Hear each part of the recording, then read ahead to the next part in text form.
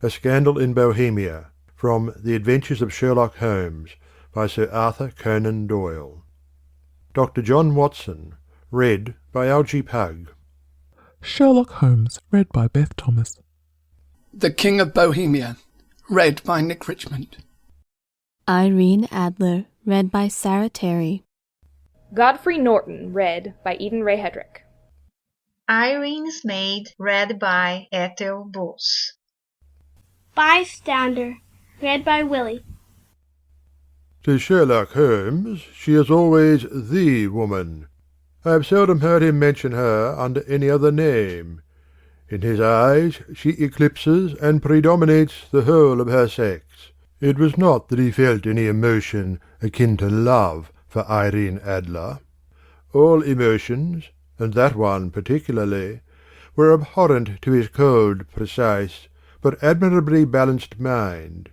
He was, I take it, the most perfect reasoning and observing machine that the world has seen, but as a lover he would have placed himself in a false position. He never spoke of the softer passions, save with a gibe and a sneer. They were admirable things for the observer, excellent for drawing the veil from men's motives and actions.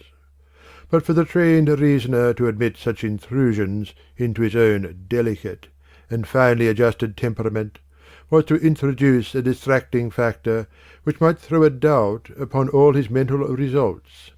Grit in a sensitive instrument, or a crack in one of his own high-power lenses, would not be more disturbing than a strong emotion in a nature such as his. And there was but one woman to him, and that woman was the late Irene Adler, of dubious, unquestionable memory. I had seen little of Holmes lately. My marriage had drifted us away from each other.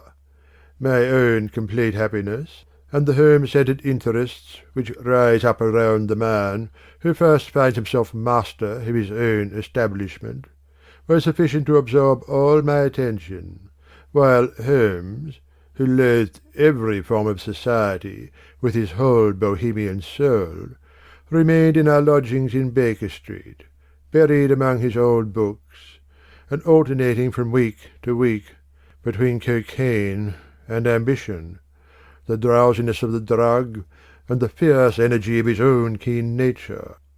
He was still, as ever, deeply attracted by the study of crime, and occupied his immense faculties and extraordinary powers of observation in following out those clues, and clearing up those mysteries which had been abandoned as hopeless by the official police. From time to time I heard some vague account of his doings, of his summons to Odessa, in the case of the Trepoff murder, of his clearing up of the singular tragedy of the Atkinson brothers at Trincomalee, and finally of the mission which he had accomplished so delicately and successfully for the reigning family of Holland. Beyond these signs of his activity, however, which I merely shared with all the readers of the daily press, I knew little of my former friend and companion. One night, it was on the 20th of March, 1888, I was returning from a journey to a patient, for I had now returned to civil practice, when my way led me through Baker Street. As I passed the well-remembered door, which must always be associated in my mind with my wooing and with the dark incidents of the study in scarlet, I was seized with a keen desire to see Holmes again, and to know how he was employing his extraordinary powers. His rooms were brilliantly lit, and, even as I looked up, I saw his tall, spare figure pass twice in a dark silhouette against the blind. He was pacing the room swiftly, eagerly, with his head sunk upon his chest, and his hands clasped behind him.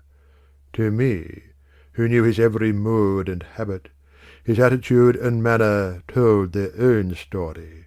He was at work again. He had risen out of his drug-created dreams, and was hot upon the scent of some new problem. I rang the bell, and was shown up to the chamber which had formerly been, in part, my own. His manner was not effusive. It seldom was. But he was glad, I think, to see me. With hardly a word spoken, but with a kindly eye, he waved me to an armchair, threw across his case of cigars, and indicated a spirit-case and a gasogene in the corner. Then he stood before the fire and looked me over in his singular introspective fashion. "Wedlock suits you," he remarked. "I think, Watson, you have put on 7.5 pounds since I saw you." 7? I answered. "Indeed, I should have thought a little more. Just a trifle more, I fancy, Watson. And in practice again, I observe. You did not tell me that you intended to go into harness." "Then how do you know?" "I see it, I deduce it. How do I know that you have been getting yourself very wet lately, and that you have a most clumsy and careless servant girl?" "My dear Holmes," said I, "this is too much. You would certainly have been burned had you lived a few centuries ago. It is true that I had a country walk on Thursday, and came home in a dreadful mess. But as I have changed my clothes, I can't imagine how you deduce it. As to Mary Jane, she is incorrigible, and my wife has given her notice. But there again, I fail to see how you work it out."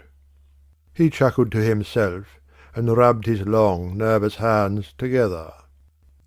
"It is simplicity itself," said he.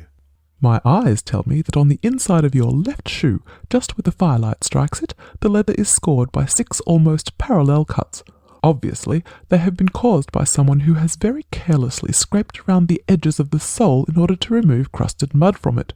Hence you see my double deduction that you had been out in vile weather, and that you had a particularly malignant boot-slitting specimen of the London slavey.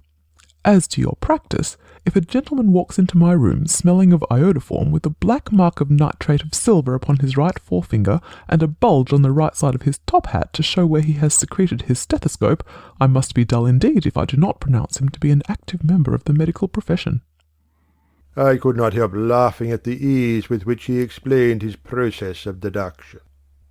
"When I hear you give your reasons," I remarked, "the thing always appears to me to be so ridiculously simple that I could easily do it myself, though at each successive instance of your reasoning I am baffled until you explain your process.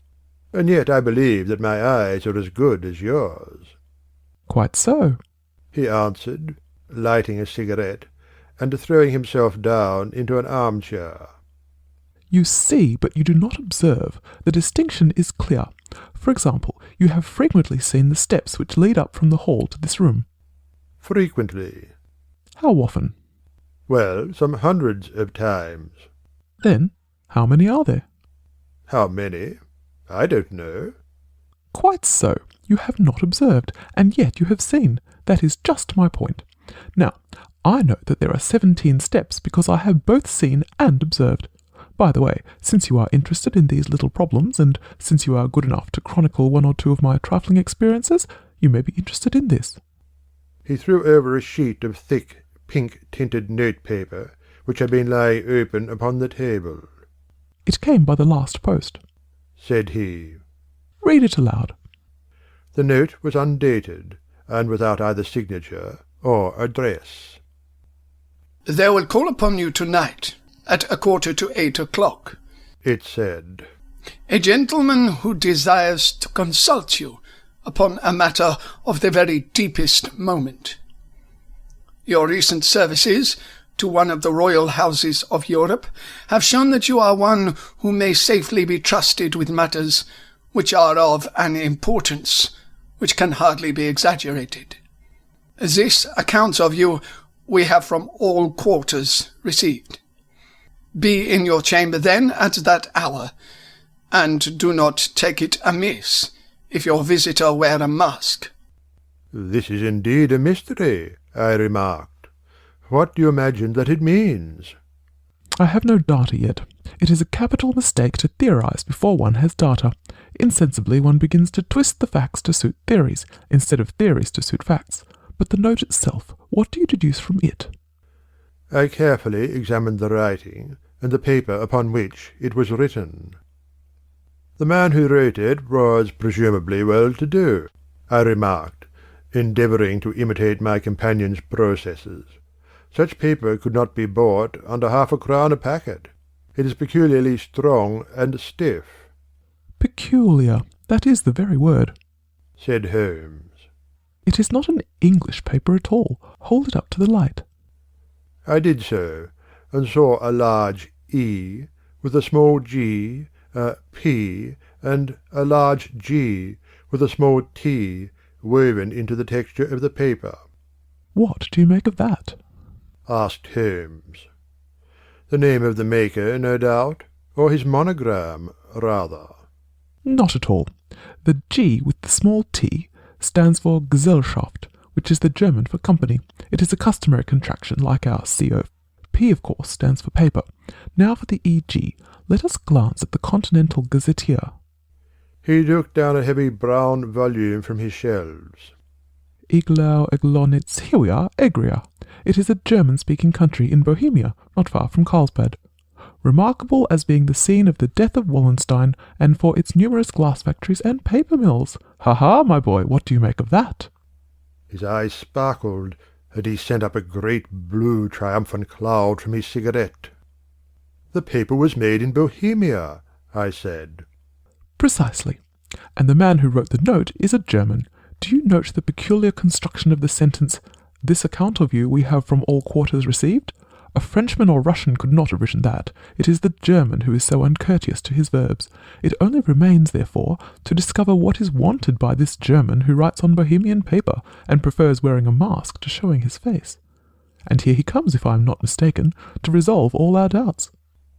As he spoke, there was the sharp sound of horses' hoofs and grating wheels against the curb, followed by a sharp pull at the bell. Holmes whistled. A pair by the sound, said he. Yes. He continued, glancing out of the window. A nice little Brom and a pair of beauties, 150 guineas apiece. There's money in this case, Watson, if nothing else. I think that I had better go, Holmes. Not a bit, Doctor. Stay where you are. I am lost without my Boswell, and this promises to be interesting. It would be a pity to miss it. But your client? Never mind him. I may want your help, and so may he. Here he comes. Sit down in that armchair, Doctor, and give us your best attention. A slow and heavy step, which had been heard upon the stairs and in the passage, paused immediately outside the door. Then there was a loud and authoritative tap. Come in, said Holmes. A man entered who could hardly have been less than 6 feet 6 inches in height, with the chest and limbs of a Hercules. His dress was rich with a richness which would, in England, be looked upon as akin to bad taste. Heavy bands of astrakhan were slashed across the sleeves and fronts of his double-breasted coat, while the deep blue cloak, which was thrown over his shoulders, was lined with flame-coloured silk, and secured at the neck with a brooch which consisted of a single flaming beryl. Boots, which extended half-way up his calves, and which were trimmed at the tops with rich brown fur, completed the impression of barbaric opulence which was suggested by his whole appearance. He carried a broad-brimmed hat in his hand, while he wore across the upper part of his face, extending down past the cheek-bones, a black-visared mask, which he had apparently adjusted at that very moment, for his hand was still raised to it as he entered. From the lower part of his face he appeared to be a man of strong character, with a thick, hanging lip, and a long, straight chin, suggestive of resolution pushed to the length of obstinacy. "You had my note?" he asked, with a deep, harsh voice, and a strongly marked German accent. "I told you that I would call." He looked from one to the other of us, as if uncertain which to address. Pray take a seat, said Holmes. This is my friend and colleague Dr. Watson, who is occasionally good enough to help me in my cases. Whom have I the honour to address? You may address me as the Count von Kram, a Bohemian nobleman.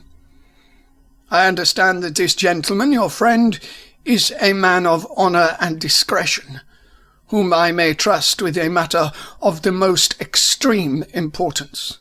If not, I should much prefer to communicate with you alone. I rose to go, but Holmes caught me by the wrist and pushed me back into my chair. It is both or none, said he. You may say before this gentleman anything which you may say to me. The Count shrugged his broad shoulders. Then I must begin, said he. By binding you both to absolute secrecy for 2 years. At the end of that time the matter will be of no importance. At present, it is not too much to say that it is of such weight it may have an influence upon European history. I promise, said Holmes. And I. You will excuse this mask, continued our strange visitor. The august person who employs me wishes his agent to be unknown to you, and I may confess at once that the title by which I have just called myself is not exactly my own. I was aware of it, said Holmes dryly. The circumstances are of great delicacy, and every precaution has to be taken to quench what might grow to be an immense scandal, and seriously compromise one of the reigning families of Europe. To speak plainly, the matter implicates the great house of Ornstein, hereditary kings of Bohemia. I was also aware of that, murmured Holmes, settling himself down in his armchair and closing his eyes. Our visitor glanced with some apparent surprise at the languid, lounging figure of the man who had been, no doubt, depicted to him as the most incisive reasoner and most energetic agent in Europe. Holmes slowly reopened his eyes and looked impatiently at his gigantic client. If your Majesty would condescend to state your case, he remarked, I should be better able to advise you. The man sprang from his chair and paced up and down the room in uncontrollable agitation. Then, with a gesture of desperation, he tore the mask from his face and hurled it upon the ground. You are right, he cried. I am the king. Why should I attempt to conceal it? Why, indeed, murmured Holmes. Your Majesty had not spoken before I was aware that I was addressing Wilhelm Gottsreich Sigismund von Ormstein, Grand Duke of Kassel-Felstein and hereditary King of Bohemia.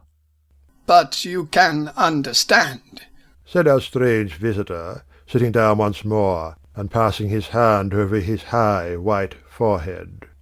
You can understand that I am not accustomed to doing such business in my own person. Yet the matter was so delicate that I could not confide it to an agent without putting myself in his power.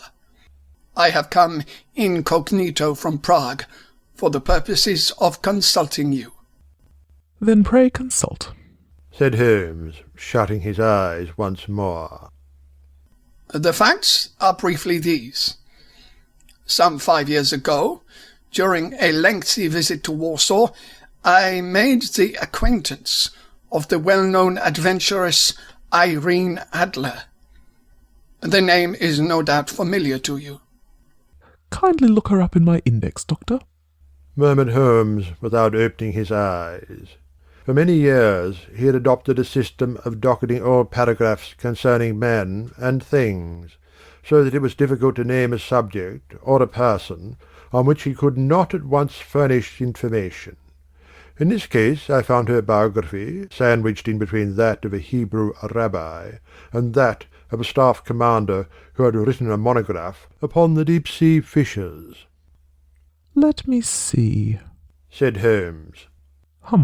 Born in New Jersey in the year 1858, contralto, La Scala, Prima donna, Imperial Opera of Warsaw, yes.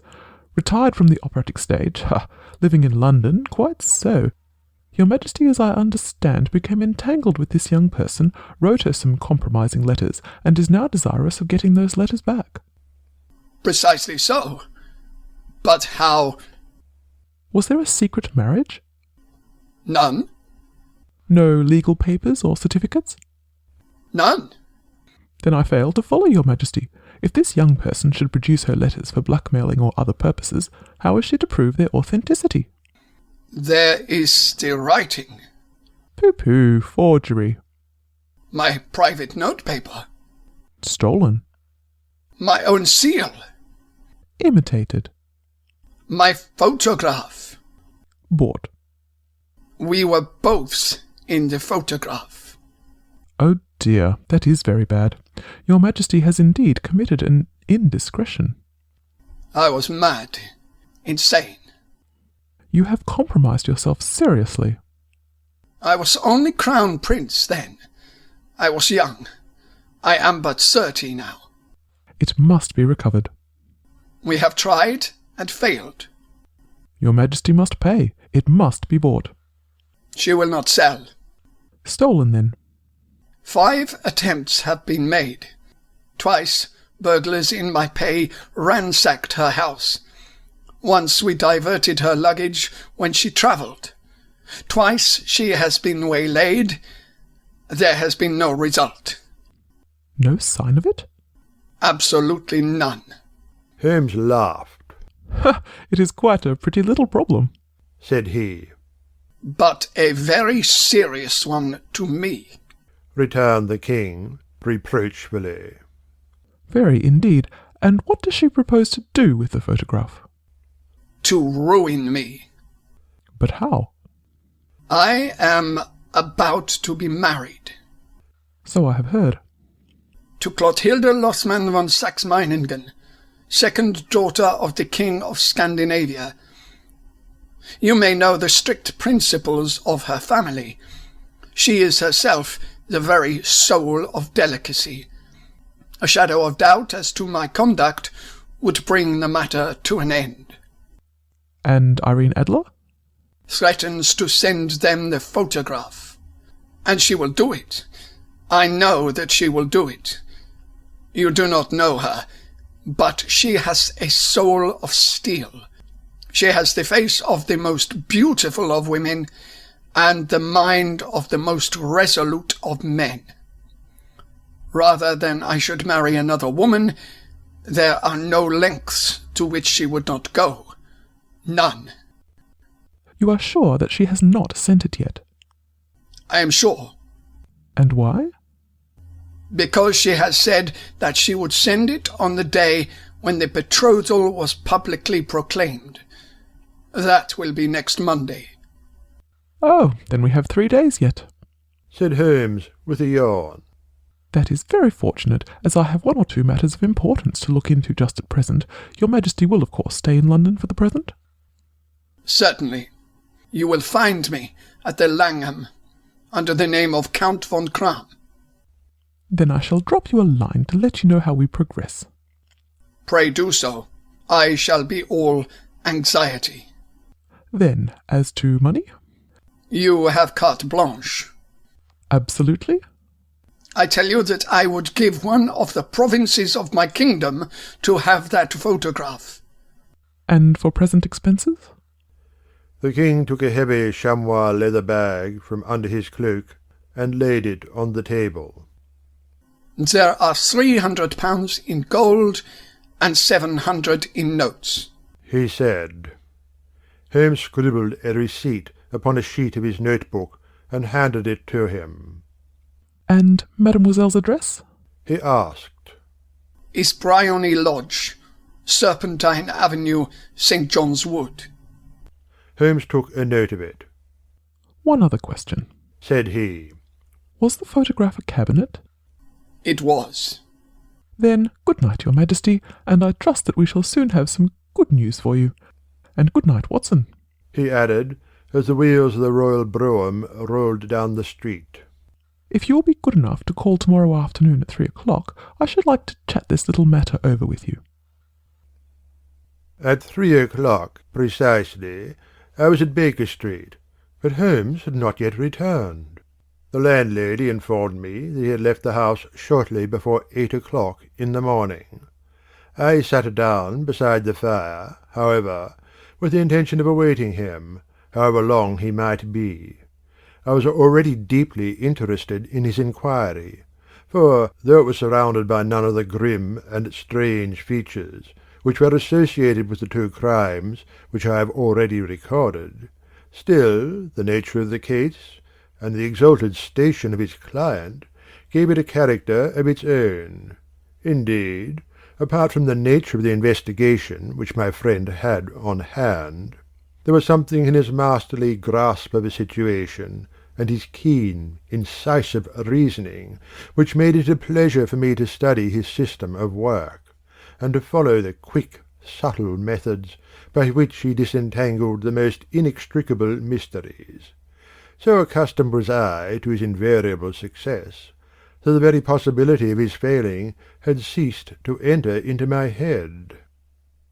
It was close upon 4 before the door opened, and a drunken-looking groom, ill-kempt and side-whiskered, with an inflamed face and disreputable clothes, walked into the room.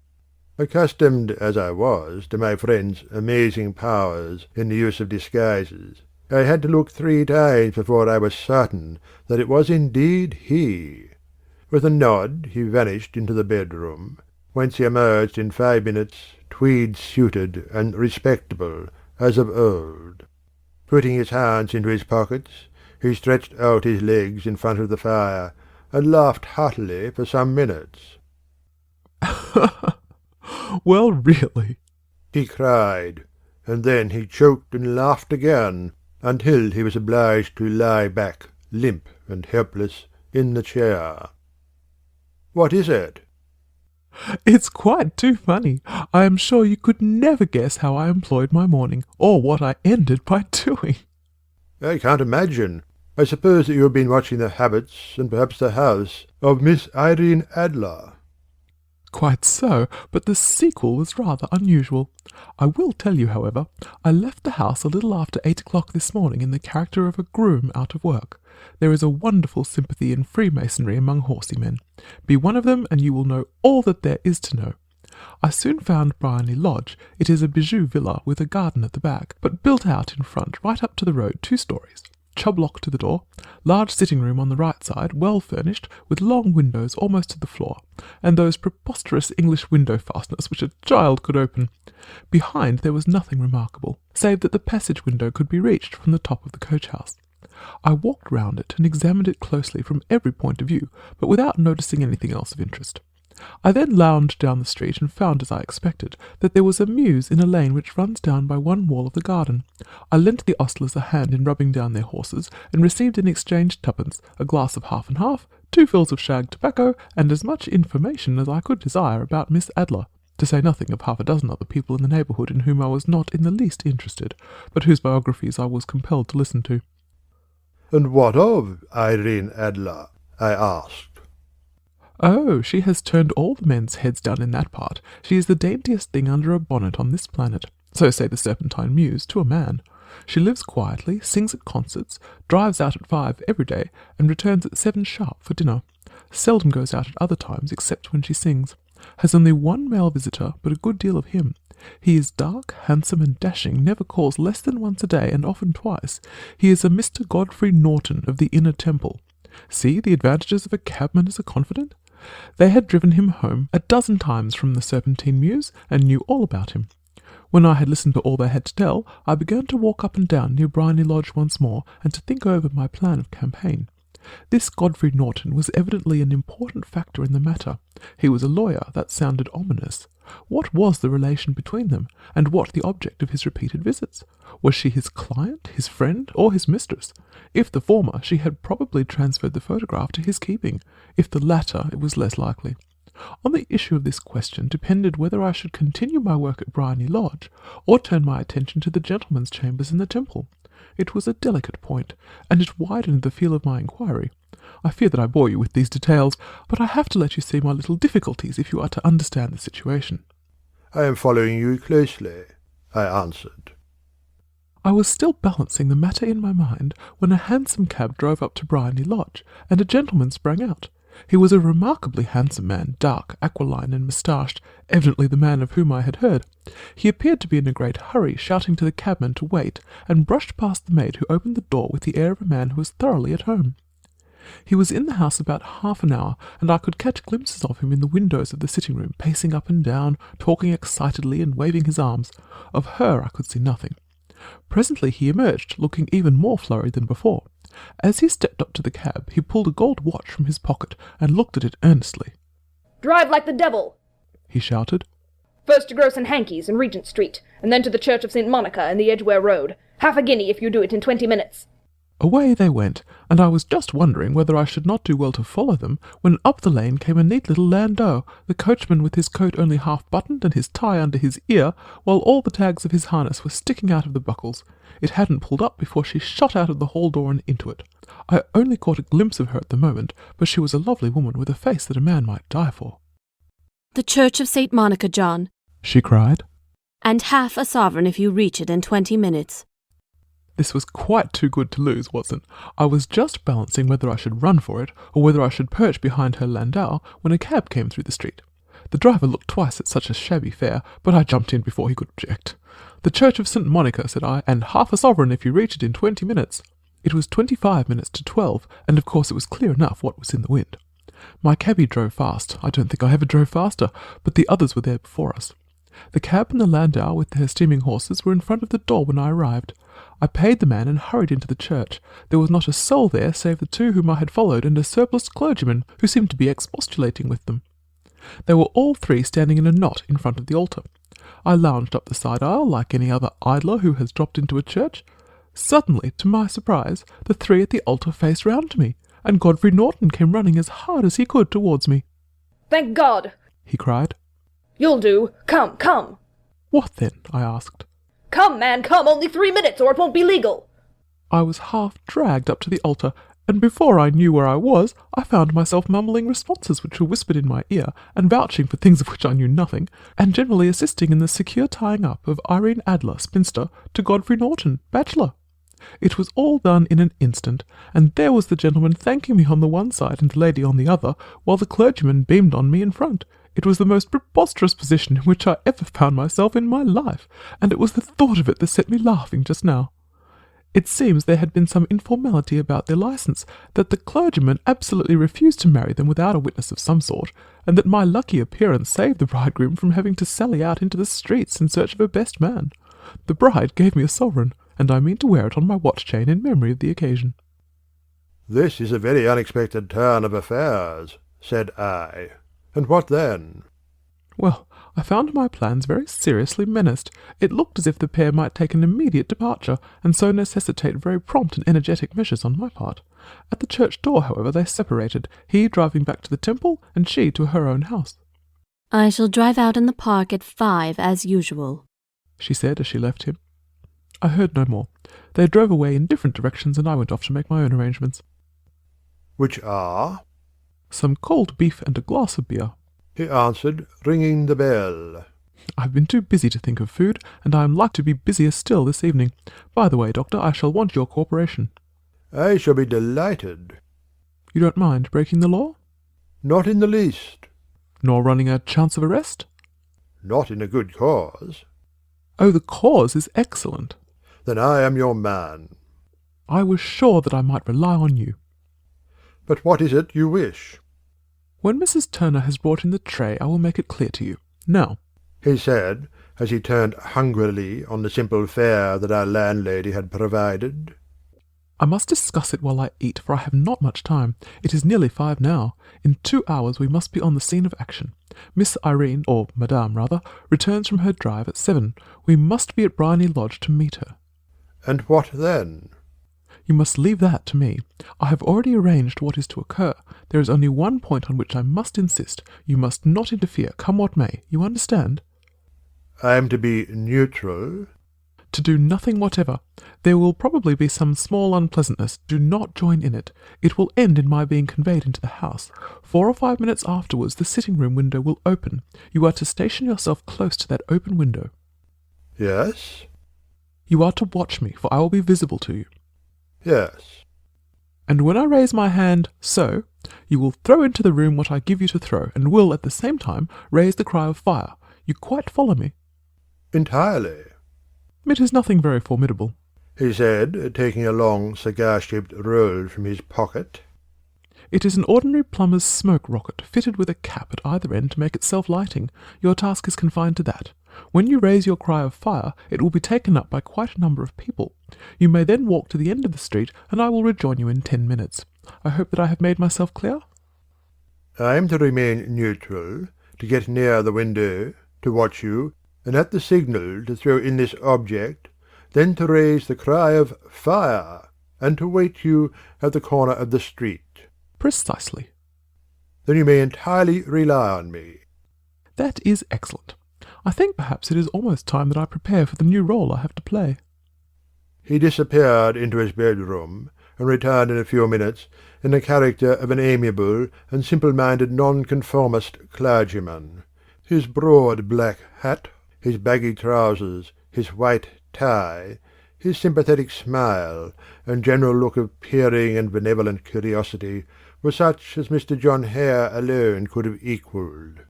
It was not merely that Holmes changed his costume. His expression, his manner, his very soul seemed to vary with every fresh part that he assumed. The stage lost a fine actor, even as science lost an acute reasoner, when he became a specialist in crime. It was 6:15 when we left Baker Street, and it still wanted 10 minutes to the hour when we found ourselves in Serpentine Avenue. It was already dusk, and the lamps were just being lighted as we paced up and down in front of Briony Lodge, waiting for the coming of its occupant. The house was just such as I had pictured it from Sherlock Holmes' succinct description, but the locality appeared to be less private than I expected. On the contrary, for a small street in a quiet neighbourhood, it was remarkably animated. There was a group of shabbily dressed men smoking and laughing in a corner, a scissors grinder with his wheel, 2 guardsmen who were flirting with a nurse girl, and several well-dressed young men who were lounging up and down with cigars in their mouths. "You see," remarked Holmes, as we paced to and fro in front of the house, "this marriage rather simplifies matters. The photograph becomes a double-edged weapon now. The chances are that she would be as averse to its being seen by Mr. Godfrey Norton as our client is to its coming to the eyes of his princess. Now, the question is, where are we to find the photograph?" "Where, indeed?" "It is most unlikely that she carries it about with her. It is cabinet size, too large for easy concealment about a woman's dress. She knows that the king is capable of having her waylaid and searched. 2 attempts of the sort have already been made. We may take it then that she does not carry it about with her." "Where, then?" "Her banker or her lawyer. There is that double possibility. But I am inclined to think neither. Women are naturally secretive, and they like to do their own secreting. Why should she hand it over to anyone else? She could trust her own guardianship, but she could not tell what indirect or political influence might be brought to bear upon a businessman. Besides, remember that she had resolved to use it within a few days. It must be where she can lay her hands upon it. It must be in her own house." "But it has twice been burgled." "Sure. They did not know how to look." "But how will you look?" "I will not look." "What then?" "I will get her to show me." "But she will refuse." "She will not be able to. But I hear the rumble of wheels. It is her carriage. Now, carry out my orders to the letter." As he spoke, the gleam of the sidelights of a carriage came round the curve of the avenue. It was a smart little landau which rattled up to the door of Briony Lodge. As it pulled up, one of the loafing men at the corner dashed forward to open the door in the hope of earning a copper, but was elbowed away by another loafer, who had rushed up with the same intention. A fierce quarrel broke out, which was increased by the 2 guardsmen, who took sides with one of the loungers, and by the scissors grinder, who was equally hot upon the other side. A blow was struck, and in an instant the lady, who had stepped from her carriage, was the centre of a little knot of flushed and struggling men, who struck savagely at each other with their fists and sticks. Holmes dashed into the crowd to protect the lady, but just as he reached her, He gave a cry and dropped to the ground with the blood running freely down his face. At his fall the guardsmen took to their heels in one direction, and the loungers in the other, while a number of the better dressed people, who had watched the scuffle without taking part in it, crowded in to help the lady and to attend to the injured man. Irene Adler, as I will still call her, had hurried up the steps, but she stood at the top with her superb figure outlined against the lights of the hall, looking back into the street. "Is the poor gentleman much hurt?" she asked. He's dead! He's dead! Cried several voices. No, there's life in him. Shouted another. But he'll be gone before you can get him to hospital. "He's a brave fellow," said a woman. "They would have had the lady's purse and watch if it hadn't been for him. They were a gang, and a rough one, too. Oh, he's breathing now." He can't lie in the street. May we bring him in, marm? "Surely. Bring him into the sitting-room. There is a comfortable sofa. This way, please." Slowly and solemnly he was borne into Bryony Lodge, and laid out in the principal room, while I still observed the proceedings from my post by the window. The lamps had been lit, but the blinds had not been drawn, so that I could see Holmes as he lay upon the couch. I do not know whether he was seized with compunction at that moment for the part he was playing, but I know that I never felt more heartily ashamed of myself in my life than when I saw the beautiful creature against whom I was conspiring, or the grace and kindliness with which he waited upon the injured man. And yet it would be the blackest treachery to Holmes to draw back now from the part which he had entrusted to me. I hardened my heart, and took the smoke rocket from under my ulster. After all, I thought, we are not injuring her. We are but preventing her from injuring another. Holmes had sat up upon the couch, and I saw him motion like a man who is in need of air. A maid rushed across and threw open the window. At the same instant I saw him raise his hand, and at the signal I tossed my rocket into the room with a cry of "Fire!"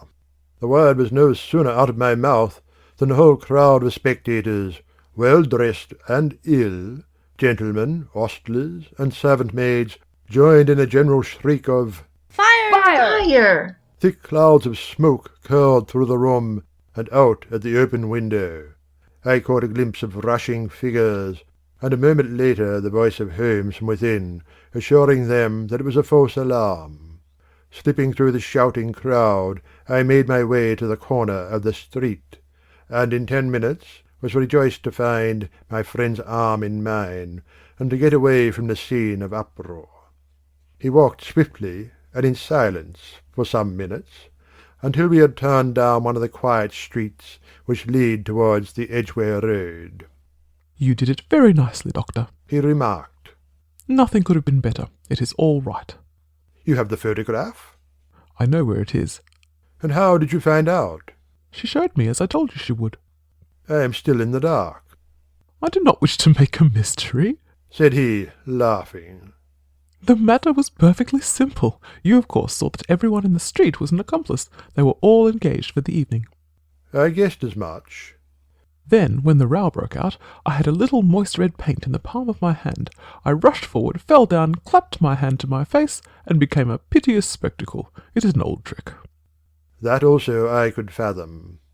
Then they carried me in. She was bound to have me in. What else could she do? And into her sitting-room, which was the very room which I suspected. It lay between that and her bedroom, and I was determined to see which. They laid me on a couch. I motioned for air. They were compelled to open the window, and you had your chance. How did that help you? It was all important. When a woman thinks that her house is on fire, her instinct is at once to rush to the thing which she values the most. It is a perfectly overpowering impulse, and I have more than once taken advantage of it. In the case of the Darlington substitution scandal, it was of use to me then, and also in the Armsworth Castle business. A married woman grabs at her baby, and an unmarried one reaches for her jewel box. Now it was clear to me that Our Lady of today had nothing in the house more precious to her than what we are in quest of. She would rush to secure it. The alarm of fire was admirably done. The smoke and shouting were enough to shake nerves of steel. She responded beautifully. The photograph is in a recess behind a sliding panel just above the right bell pull. She was there in an instant, and I caught a glimpse of it as she half drew it out. When I cried out that it was a false alarm, she replaced it, glanced at the rocket, rushed from the room, and I have not seen her since. I rose and, making my excuses, escaped from the house. I hesitated whether to attempt to secure the photograph at once, but the coachman had come in and he was watching me narrowly. It seemed safer to wait. A little over-precipitance may ruin all. And now? I asked. Our quest is practically finished. I shall call with the king tomorrow, and with you if you care to come with us. We will be shown into the sitting room to wait for the lady, but it is probable that when she comes she may find neither us nor the photograph. It might be a satisfaction to His Majesty to regain it with his own hands. When will you call? At 8 in the morning. She will not be up, so that we shall have a clear field. Besides, we must be prompt, for this marriage may mean a complete change in her life and habits. I must wire to the king without delay. We had reached Baker Street, and had stopped at the door. He was searching his pockets for the key, when someone passing said, "Good night, Mr. Sherlock Holmes." There were several people on the pavement at the time, but the greeting appeared to come from a slim youth in an ulster who had hurried by. "I've heard that voice before," said Holmes, staring down the dimly lit street. "Now I wonder who the deuce that could have been." I slept at Baker Street that night, and we were engaged upon our toast and coffee in the morning, when the King of Bohemia rushed into the room. You have really got it, he cried, grasping Sherlock Holmes by either shoulder and looking eagerly into his face. "Not yet." but you have hopes. "I have hopes." Then come. I am all impatience to be gone. "We must have a cab." No, my brougham is waiting. "Then that will simplify matters." We descended and started off once more for Briony Lodge.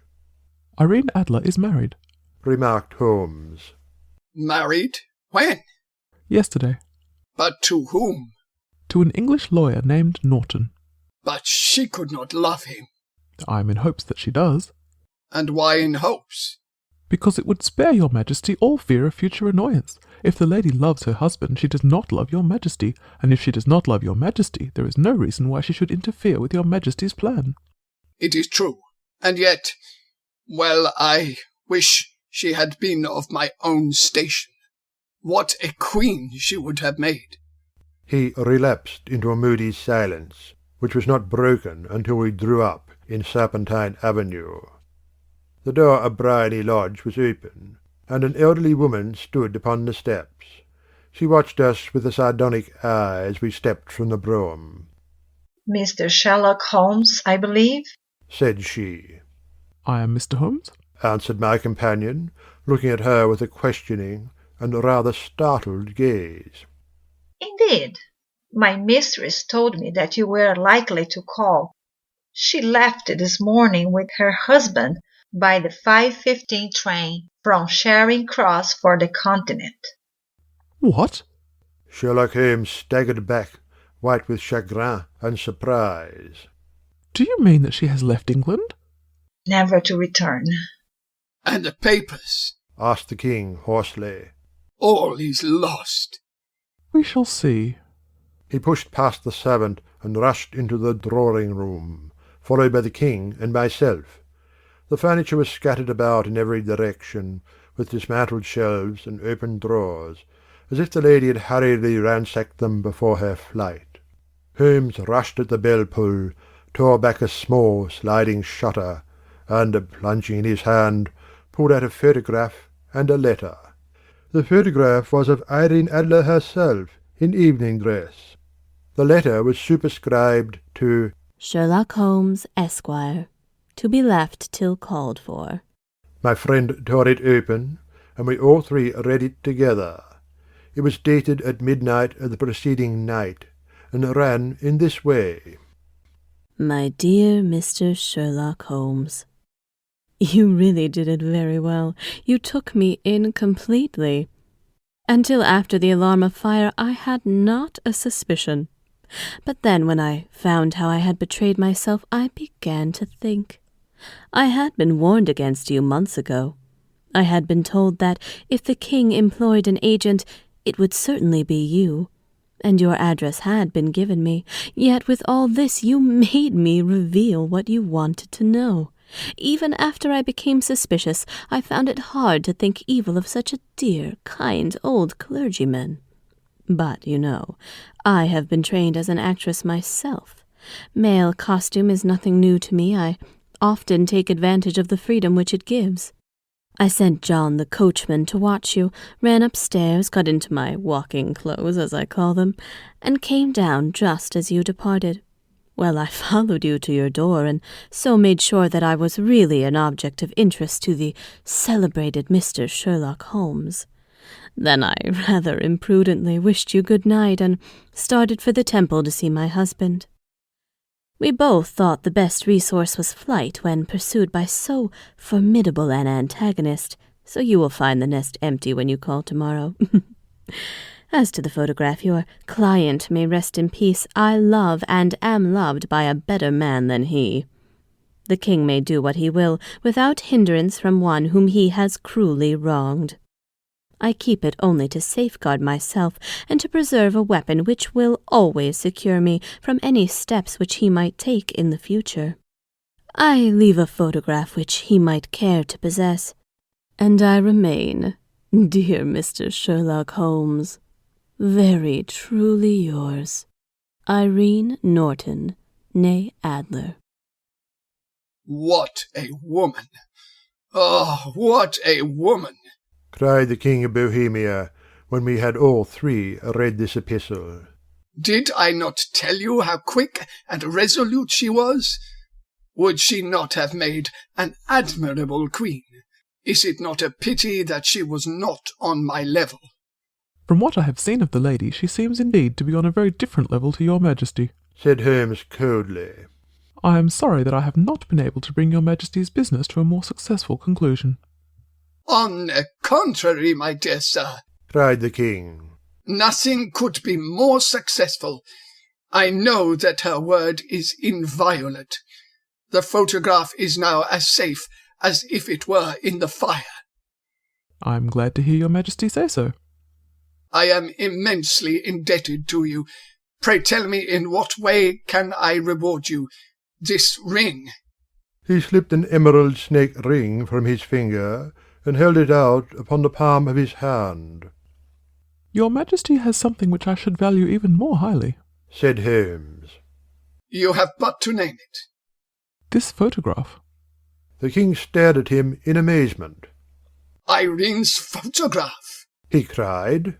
Certainly, if you wish it. I thank your Majesty. Then there is no more to be done in the matter. I have the honour to wish you a very good morning. He bowed, and turning away without observing the hand which the king had stretched out to him, he set off in my company for his chambers. And that was how a great scandal threatened to affect the kingdom of Bohemia, and how the best plans of Mr. Sherlock Holmes were beaten by a woman's wit. He used to make merry over the cleverness of women, but I have not heard him do it of late. And when he speaks of Irene Adler, or when he refers to her photograph, it is always under the honourable title of the woman.